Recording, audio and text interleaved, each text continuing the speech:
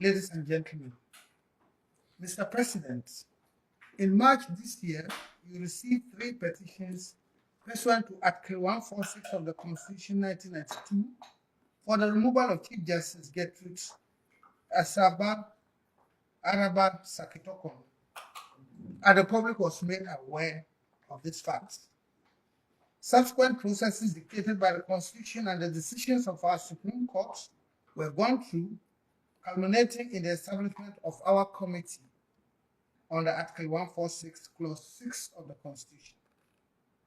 The nation was further duly informed, and when we commenced our work on the 15th of May 2025, the Minister of State for Government Communications was briefed and notified the public about it. There has been considerable interest in our work, shown through comments and opinions by Ghanaians and international observers as well. However, the committee restrained itself all along from reacting, even when blatant false statements were made about members of the committee and our work.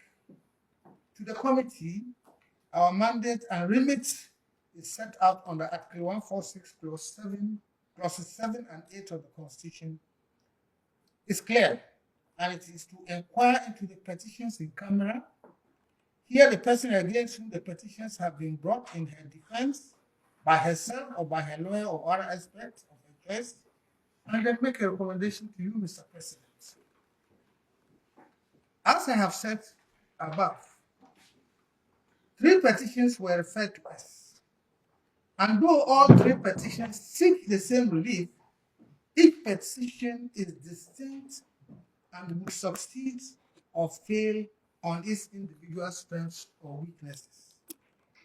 Mr. President, without disclosing the substance of the proceedings, and since in-camera proceedings is not the same as in secret, we can state that in respect of the first petition, we received evidence by Mr. Daniel Oforo, the first petitioner, through 13 witnesses. Similarly, the Chief Justice in her defense called 12 witnesses, including expert witnesses, as she is entitled to do under the Constitution. The Chief Justice testified personally and was cross-examined. The committee received about 10,000 pages of documentary evidence from both sides. There were 4 lawyers that represented the first petitioner, Daniel Ofori, and 4 lawyers represented the Chief Justice.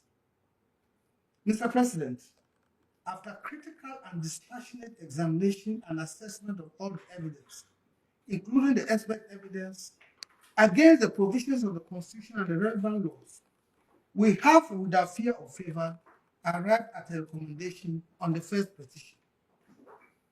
The recommendation is contained in the envelope which I now give to you.